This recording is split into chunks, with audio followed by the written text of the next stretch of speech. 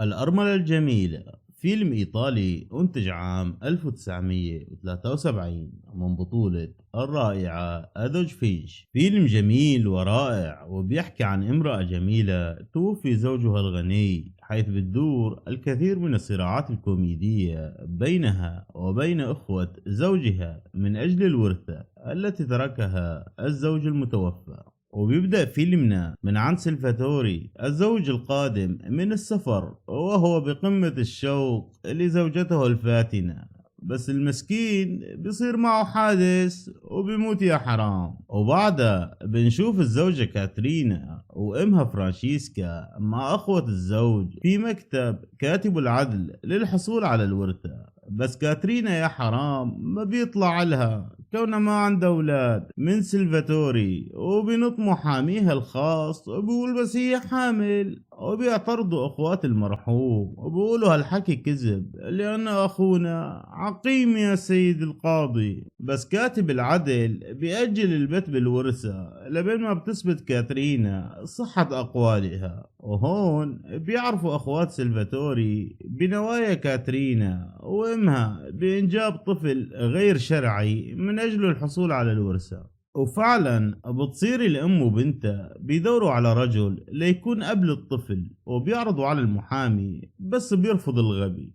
وبيقرروا اخوات الحج المرحوم منع كاترينا من الحصول على الطفل، وبيجيبوا رجال وبيحاصروا البيت وبيمنعوا دخول اي رجل للبيت، وبيطردوا الخدم والبستنجية وكل زلمة عايش بهالمنزل. بس كاترينا وامها مصرين، وبينشروا بالجريدة نعوة سلفاتوري بقصد قدوم الرجال واختيار الرجل المناسب.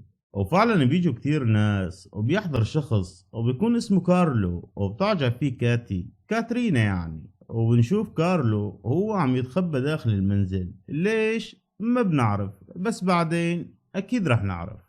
وبيطلع آخر الليل وبيدخل غرفة كاترينا وبتحس عليه وبتفكره جاي ليقوم بواجبه، وبتتساهل معه الورع، بس بيطلع حرامي الواتي، حرامي شريف يا جماعة، وجاي حتى يسرق كمبيالات كان ماخدها عليه الحاج سلفاتوري. وبيطلع من غرفتها بس بتشوفوا امها فرانشيسكا، وبتفكروا كمان انه جاي حتى يكون الاب الحنون المنتظر، والمسكين ما بيعود فيه يطلع لانه في حرس مكلفينهم اخوات المرحوم على باب المنزل. وبتطلع كاترينا وبتخبر امها انه هاد حرامي يا مامي، بس الام بترجع بتحاول اقناعه انه يضل عندهم مقابل اعطائه الكمبيالات يلي جاي يسرقهم، وبيوافق. وبتدور الكثير من الأحداث الدرامية والكوميدية داخل هذا المنزل، من محاولات كاتي وإمها إغراء كارلو وحل العقدة يلي مانعته من إكمال واجبه. وبنعرف إنه أخو سلفاتوري تانو بيكون مغرم بكاترينا ومنتهى طموحه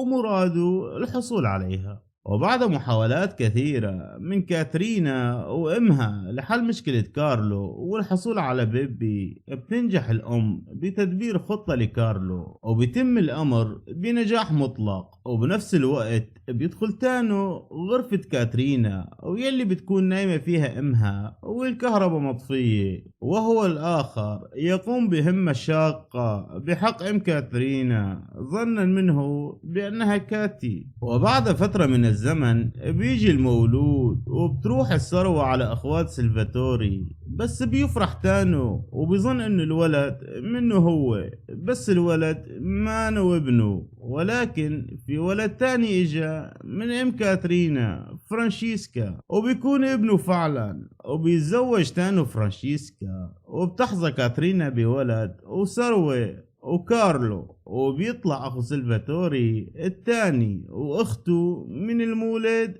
بلا حمص. وبيخلص فيلمنا هون ودمتم سالمين.